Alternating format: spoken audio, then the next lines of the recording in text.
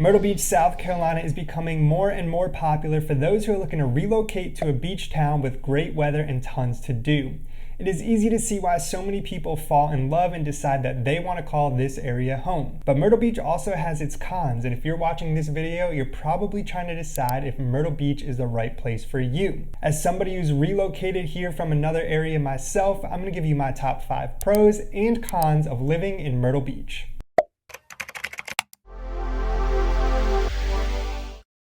Hey, welcome back, and if you're new here, my name is Nick, and on this channel I talk about things to do here. I give tips and advice about the area, and of course I talk about the real estate. So if you're thinking about relocating to Myrtle Beach, South Carolina, then be sure to hit the subscribe button down below and tap the little notification bell while you're at it. This way you can be the first to know about what's going on here in Myrtle Beach. I get calls every single day from people just like you who are moving to the area. So if you have any questions or if I can help you find home here at the beach, then feel free to reach out. You can use the link down below to schedule a call with me. Pro number 1 is something that I hear about all the time, especially this time of the year, and it is the weather.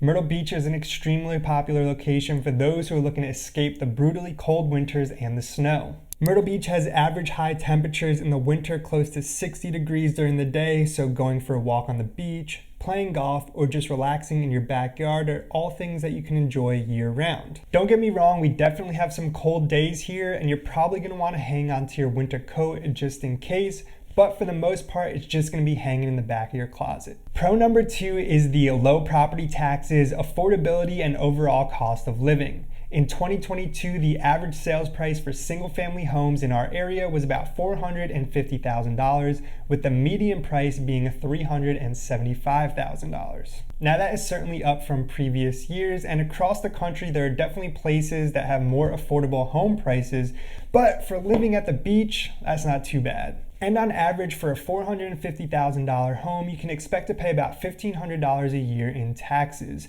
which will save you thousands of dollars a year if you're used to paying 5 or 6 times that. Pro number 3 has to do with the location and the convenience of Myrtle Beach. For those of you who are coming from the Northeast or from places like Ohio, you know that driving to Myrtle Beach is a fairly simple day trip, and it's certainly much more convenient than driving to places like Florida.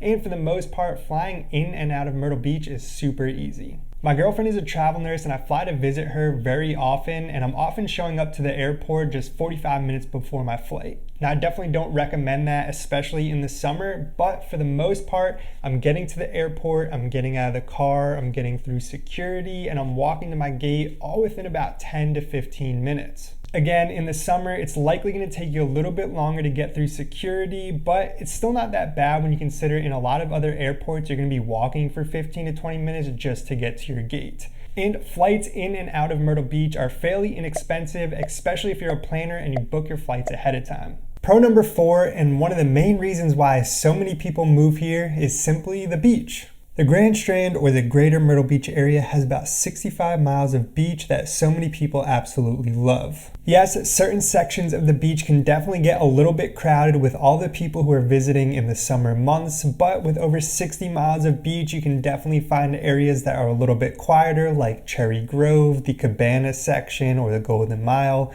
Myrtle Beach State Park, sections of Surfside or Garden City, Huntington Beach State Park, or Litchfield Beach down in Pawleys Island. If you enjoy walking or fishing on the beach, or simply sitting back, relaxing, and taking in the sun, you will definitely not be disappointed. And if the beach isn't your thing, then pro number 5 is for you, because there's so many things to do in the Myrtle Beach area.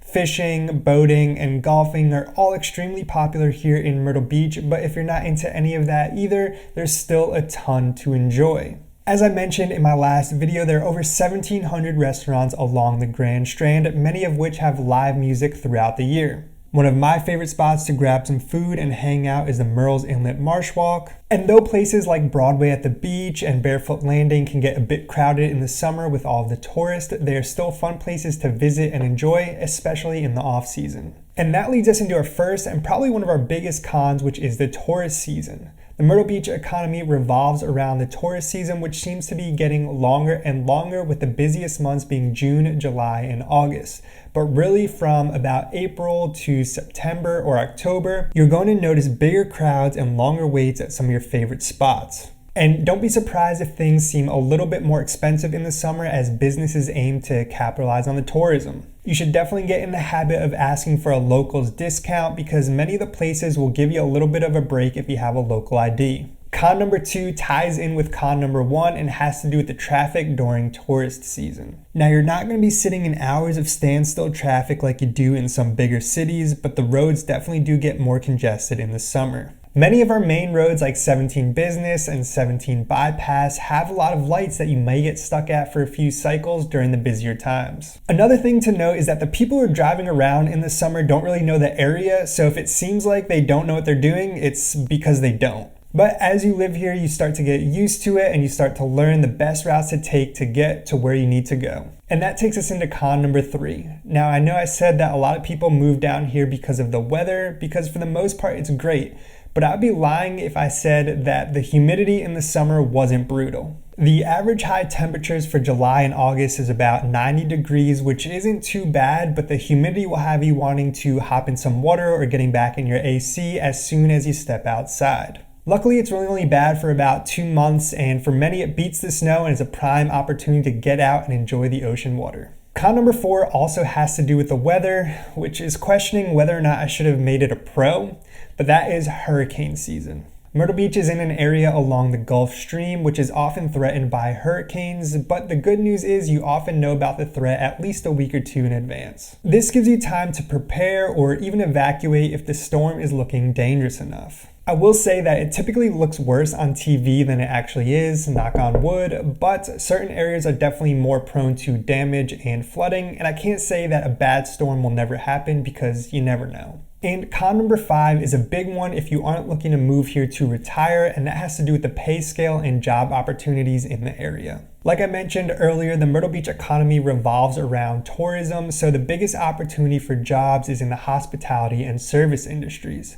Some of the other biggest employers in the area are Coastal Carolina, the hospitals, and the school systems, and even with those jobs, you can expect to be making a little bit lower of a salary than you might be used to in the Northeast or in other big cities. According to ZipRecruiter, most salaries in the Horry County area are between $27,000 and $48,000.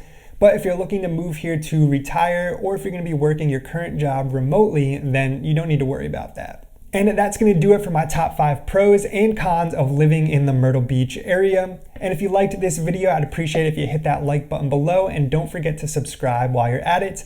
And if you are ready to make your move to the beach, then I would love to chat with you. You can click the first link down in the description to schedule a call with me. I'm looking forward to speaking with you. I want to thank you for watching, and I will see you in the next one.